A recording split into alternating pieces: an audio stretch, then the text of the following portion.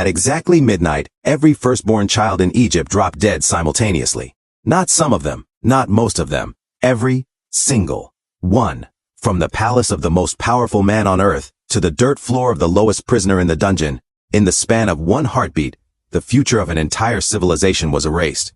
And before the sun rose, Egypt's god king, the man who said, "I do not know the Lord," was running through the dark to find the 2 Hebrew slaves he had threatened to kill. What happened in Egypt was not simply a series of natural disasters. It was a systematic, calculated demolition of an entire pantheon. 10 divine beings worshipped by the world's most advanced civilization, dismantled one by one in front of their own people. The God of Israel was not just freeing slaves, he was putting every Egyptian deity on public trial, and he was going to let Egypt watch each one fail. This is the story of the 10 plagues of Egypt, and it escalates like you have no idea. To understand why these plagues hit the way they did, you have to understand what Egypt believed. In the ancient world, a battle between nations was a battle between their gods. Whoever won on the battlefield, their deity won in the heavens. Egypt had one of the most sophisticated theological systems ever constructed. A pantheon of over 2,000 gods, each governing a specific domain of reality. The Nile, the sun, the earth, birth, death, agriculture, the very air. Pharaoh himself was not merely a king. He was believed to be the living embodiment of Horus, the son of Osiris, a god walking in human skin. When he sat on his throne, divinity sat on the throne. When his firstborn son was named heir, a god was naming a god's successor. This is the empire Moses walked back into after 40 years in the wilderness. And when God said, "Let my people go," he was not making a polite request. He was issuing a formal declaration of war against every force Egypt had ever worshipped.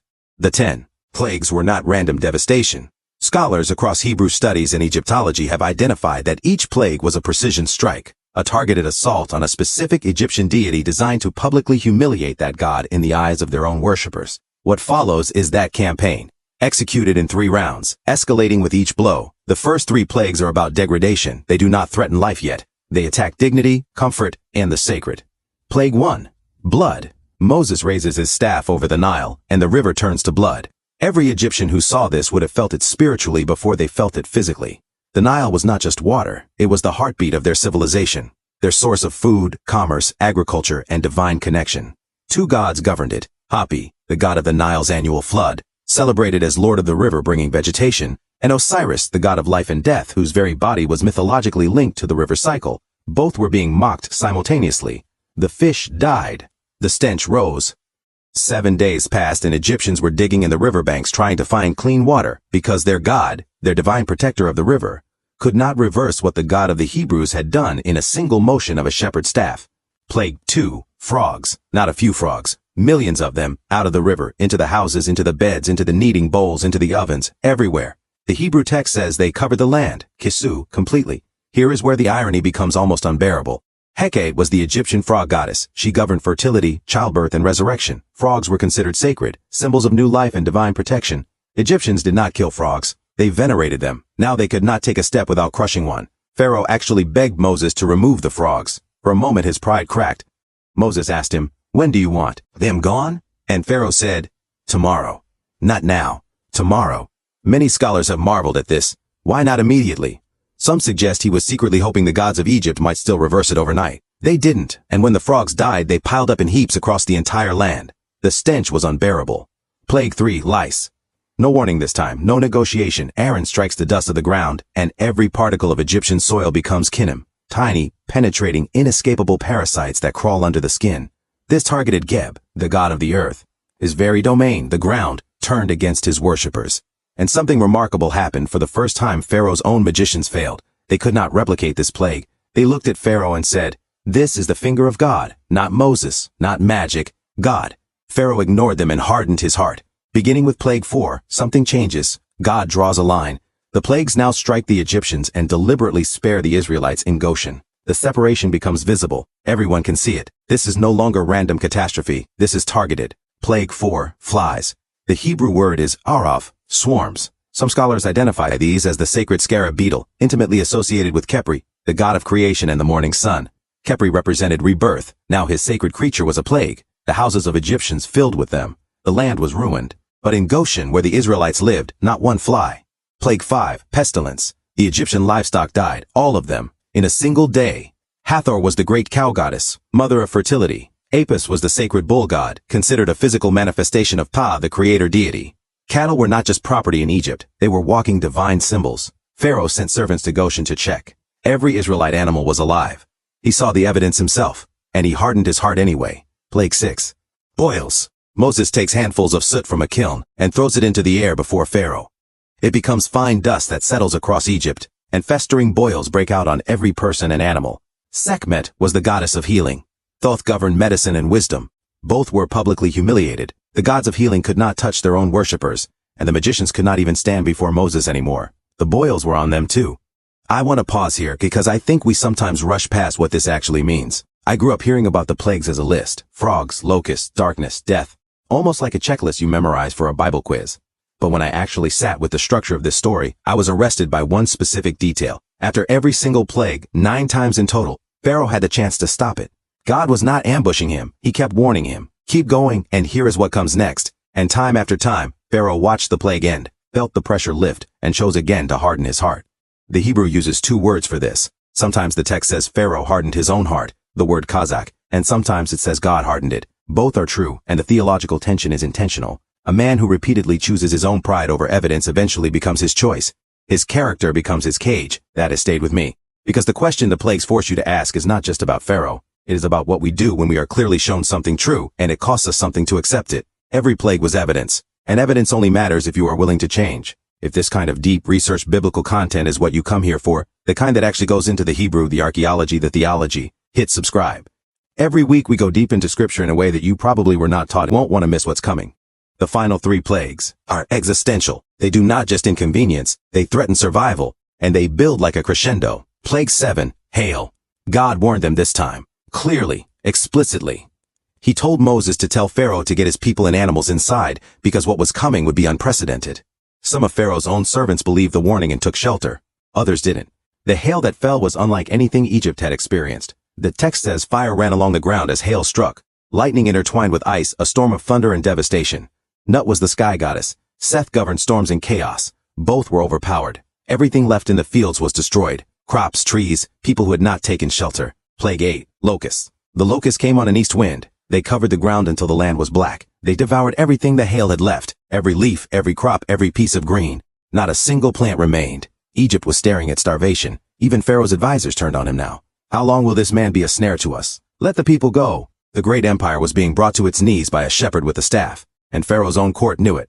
Plague 9, darkness. God told Moses to stretch his hand toward the sky, and for 3 days, 3 full days, Egypt was swallowed by a darkness so complete that the text says it could be felt. Hebrew, v'yamesh koshek, a graspable darkness. Not just the absence of light, a tangible physical weight pressing against human skin. No one could see another person, no one could move. For 3 days an entire civilization sat paralyzed in the pitch black. Ra was the supreme god of Egypt, the sun god, the most powerful deity in the entire Egyptian pantheon. So central was his worship that Pharaoh Akhenaten once banned all other gods in Egypt, declaring only Ra must be worshipped. Pharaoh himself was called the son of Ra. And for 3 days, Ra did not show up. The Israelites had light in their homes. Their God did not go dark. This plague was not just physical devastation. It was a theological earthquake. The highest god in Egypt's entire religious system had just been publicly suspended by the God of the Hebrews. Ra was not absent. Ra was irrelevant. But Pharaoh had one more chance, and he threw it away, threatening Moses with death if he ever came back. Now the pace changes. Shorter, harder, more precise. God tells Moses, one more plague. After this, Pharaoh will not just let them go. He will drive them out. Moses walks into the palace one final time and delivers the most terrifying sentence ever spoken to a ruler. Thus says the Lord, about midnight I will go out into the midst of Egypt, and every firstborn in the land of Egypt shall die, from the firstborn of Pharaoh who sits on his throne, to the firstborn of the slave girl who is behind the millstone, and all the firstborn of the cattle. The Hebrew for midnight is Hatzat Halela, the dividing of the night. God himself, not an angel, not a plague, not a natural disaster would walk through Egypt. Hebrew, bekhor, firstborn, the heir, the future, the continuation of the family line. The 10th plague is the only one in the entire series described as a direct, personal act of God himself, and the cry that would follow, Hebrew, tse'akah, gedolah, a great shrieking, a sound of agony breaking open, unlike any cry ever heard before or since. Picture what that night looked like. Every family in Egypt knew what was coming. Some may have believed it, some may have laughed it off. But as midnight approached, something began to happen in house after house, street after street. Children who had been breathing stopped breathing. Sons who had been sleeping did not wake up. The future heirs of every family in Egypt, the ones who would carry the name forward, inherit the property, continue the line, gone. Parents ran into their children's rooms. Mothers collapsed. Fathers screamed, "Into the dark!"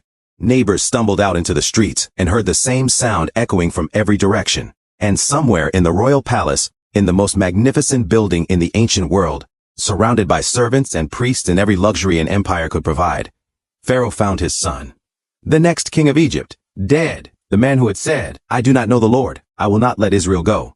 He got up, in the middle of the night, went to find Moses. Pharaoh, who had threatened to kill Moses if he ever saw his face again, sent for him before sunrise. And when Moses came, Pharaoh said 6 words he had never said through 10 plagues, 9 warnings, every form of devastation: rise up, get out from among my people, no conditions, no negotiation, no leave your flocks behind, everything, take everything, go. And he asked Moses, God, king of the greatest empire on earth, asked a Hebrew slave, bless me. The 10 plagues raised theological questions that still cut deep today. Why did innocent children die? That is not a question to dismiss. The text itself does not dismiss it, it forces you to sit with the moral weight of what happened. The best scholarship situates this inside a longer story, a Pharaoh who had ordered every Hebrew baby boy thrown into the Nile. Thousands of Israelite sons had died in that decree. The judgment that fell on Egypt mirrors the judgment Egypt had imposed. There is a theological symmetry here that is painful precisely because it is just. But there is something else. The plagues are structured to show you something about the nature of resistance. Every plague could have been the last. Every time Pharaoh said yes and then changed his mind, he chose this. 9 times. The 10th plague was not God losing patience. It was the consequence of a man who spent 9 rounds refusing to change, while the evidence mounted around him. That confronts me, because I know what it is like to have clear evidence of something, and decide I am not ready to deal with it yet. Tomorrow, not now. The same word Pharaoh used about the frogs. How much of your life is running on tomorrow? At exactly midnight, every firstborn child in Egypt dropped dead simultaneously.